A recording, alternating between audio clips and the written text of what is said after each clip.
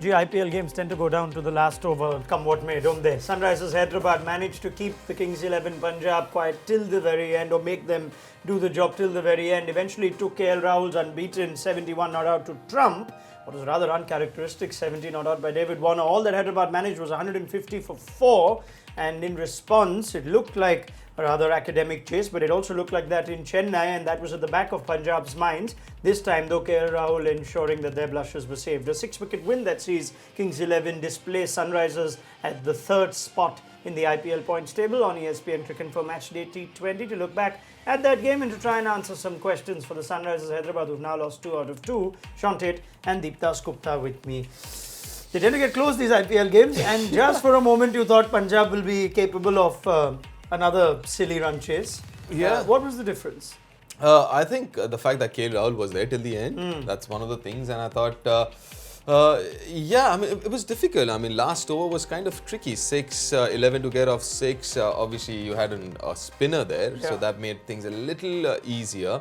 But yeah, I mean, you actually, I mean, I personally thought it would kind of finish in the 19th over. Yeah, it seems like everyone wants to get onto this Dhoni school of finishing, Teddy. That take it in the end, and it sometimes works, sometimes it doesn't. But thankfully for Punjab, it worked. I mean, it just makes Rahul's innings look a lot better. He at the end of the day, he did his job. Yeah, he got the victory. I mean, obviously Bhuvaneshwar had to basically bowl all of his bowls and try and get the game as close as possible before the last over, which you can't really blame him for that, I don't think. Yeah. You know, you can talk about maybe leaving a seamer for the end, but he had to go for broke. And when you're going into the last over with a finger spinner, there's every chance you're probably not going to get there. Okay, let's get to our matchday match points, and let's start with the partnership that has set this chase up and steered it home for Kings 11 Punjab. 114 put on between Mayank Agarwal and KL Rahul after the early loss of Chris Gale, and two guys that know each other well, that have played a lot of cricket together at domestic levels, but it almost seemed like they needed someone to take the bowlers on, because KL Rahul's decided that this IPL, Deep, that he's going to see it through. He's going to play cautiously, unlike what we saw last year. Yeah. And in Mayank Agarwal, who's fired more often than he has in this season, they seem to have found a decent force at number 3. Yes, they have. And Mayank, listen, he's been prolific.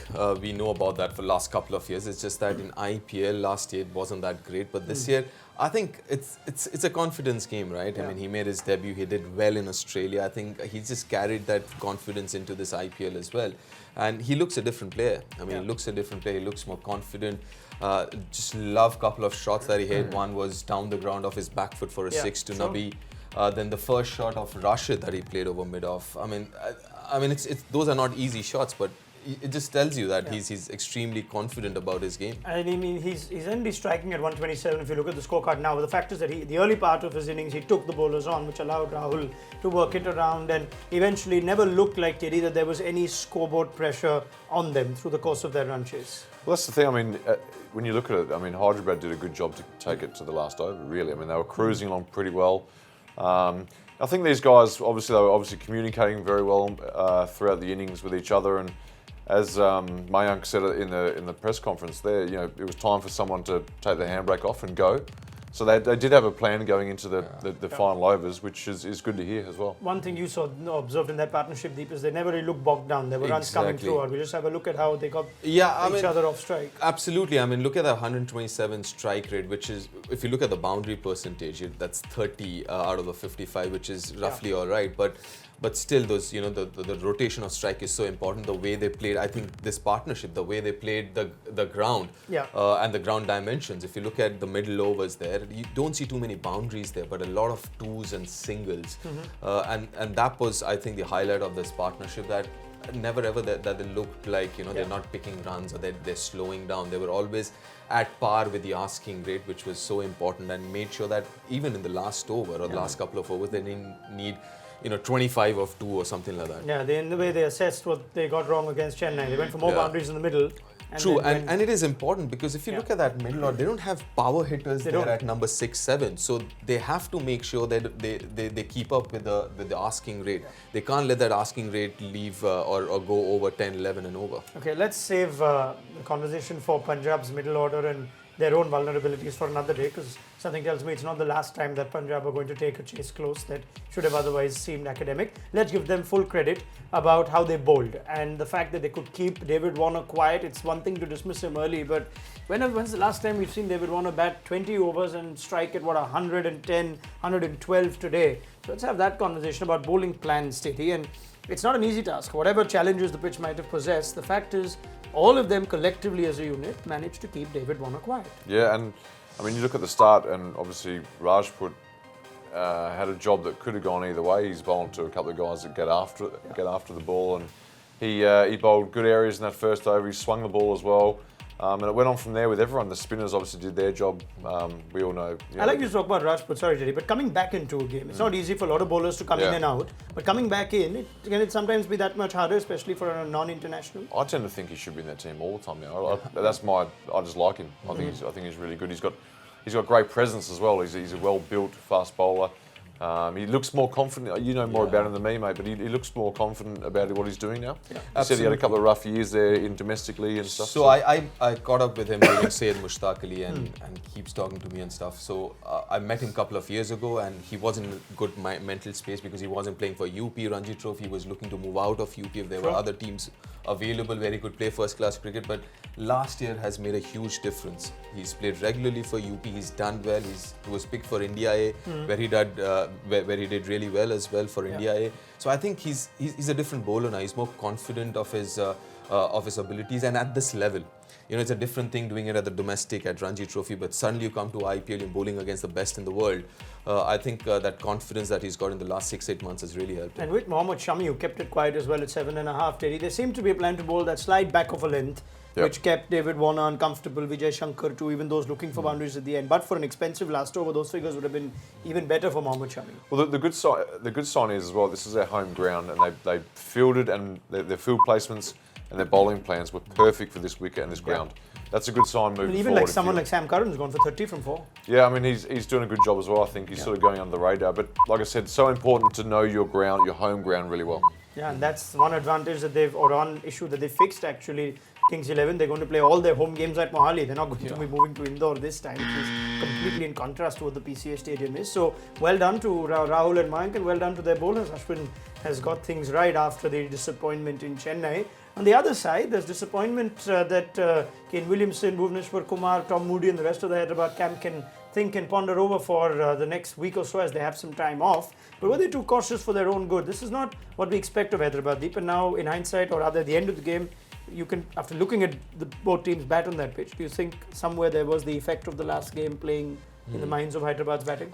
I thought so. I mean, the way Warner played, I mean, that's not usual Warner innings. Even if you go back 2-3 years and where he was actually playing that sheet anchor role for Hyderabad, he still scored at 125, 130. Was never as slow as this. I mean, this, if you look at his strike rate, which is just 112, that's not him. Yeah. I mean, I don't remember seeing him that kind of strike rate when he's got more than 50 runs. I don't know when was the last time he batted as slow as that.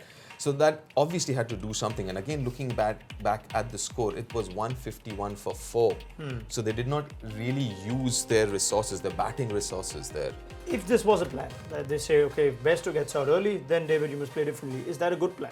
It may not have worked today, but is that a good plan for you? Yeah, but Can you understand that? No, I understand that, and in fact, I would subscribe to that plan. Sure. But provided you have other players who play the cameos around him. Absolutely. But you can't have Warner playing a sheet anchor role and Vijay Shankar doing the same and Manish Pandey doing the same. That can't happen. Then if there is a sheet anchor in Warner, then, or for that matter, if it's Bairstow is doing that job, then the others have to play their cameo, scoring at 140, 150. That's the only way they can reach 170. I mean, otherwise they'll end up with 150 more often than not. Yeah, I mean, I'm looking at those strike rates now, and Vijay Shankar's gone at 96, Pandey at 120, and Warner at 112. And you only had Mohammad Nabi who went 12 of 7. Clearly, he was sent in almost a pinch-hitting role. But can they use that more creatively for you, Teddy? I mean, the sort of personnel that they have. While you brought that point up while we were watching the game off air, and you were saying that if you've got the resources to be more creative in the batting order, which not a lot of teams do, these guys have them, and that's a great point. Why 2020 cricket, to get ahead of the game, sometimes you have to make weird decisions or change the batting order, and I think at times when when the other guys are struggling, which they are right now, especially that middle order, you're going to have to make a couple of changes and be brave. Right, let's be specific on this game. In the 14th over, Mohammad Nabi gets out, and that slight bit of ill fortune, if you want to call it that, run out at the bowler's end, this time of quite straightforwardly by Ashwin. But you have Nabi getting out, 80 for 3 at the 13th over, in the 14th over. You got 6 overs, and you send Manish Pandey. Have they missed a trick? Have they kept Yusuf Pathan back and Deepak Huda back? Rashid Khan. And See, you had Huda as well at that. Absolutely. And listen, what Sean is saying, I completely agree to that, because they have a lot of, at least 4-5 batsmen who can do that job. Yeah. A very similar kind of batsmen, starting from Mandeep to Karan I mean, Sarfaraz didn't bat. Yes. You had you have quite a few of them actually. I mean, I think sorry, they'd be sorry, you're talking about Hyderabad. Sorry. Yeah. So you've got Pathan, you've got Rashid Khan, Yeah. you've got someone like Manish Pandey, Huda. They're very similar. Sure. So they have that luxury of putting somebody in at maybe at even number 3. I mean, when Bairstow got out in the second over, just get someone like Rashid Khan, because otherwise he would anyways be batting at number 8. It might be a cameo 16. Yeah. It's a couple of sixes. It changes the momentum of the game. Yeah. And I think that's a tough thing for a coach to be brave enough to make it. I'm not saying you have to make that decision, but if to be brave enough to make a decision like that when you've got a fairly an outfit that's used to just playing the way they play, and they do it pretty well most of the time. But sometimes a brave call is due. So. Maybe to a degree they've been spoilt by Warner, Williamson, Shikhar Dhawan, and now Johnny Bairstow. They've never had these things to worry about. They've always had one of them going great guns. But as we move to our next match day match point, is it time now for Tom Moody, who obviously prides himself on being a successful IPL coach and manages the Sunrisers franchise efficiently with a very good-looking squad with reserves and whatnot, to perhaps rethink the existing team balance? They've made some strategic changes. They continue to leave Kane Williamson out even though he's nearing 100%. They leave Shakib Al Hasan out and Mohammad Nabi gets in. But even from the Indian options that they do have, Deep, is it time, if you were in the Sunrisers camp, that you say, okay, maybe I should try some things out now? I think it's a good time, because sooner or later Bairstow will leave, maybe another 3 games. So as it is, Kane Williamson comes in. So you have to start thinking on those lines. Life without one Bairstow. Secondly, the middle order there. Yeah. You have a few options, obviously not as experienced as the guys who are already playing right now. Yeah. So you've got Abhishek there. You've got you can try out someone like Wriddhiman Shah, because anyways he's going to come in as a wicketkeeper when Bairstow leaves. So you can start playing him now in the middle order as a batsman. Because what I see from Yusuf Pathan and Huda and Manish Pandey, you can't play all 3 of them the way they are playing now, the kind of form that they are right now. Yeah. Maybe it's time to look at some other options. It seems like Yusuf Pathan and Huda both offer the same sort of skill set. Can you do away with one in the same 11, Teddy? I think Yusuf's got to go.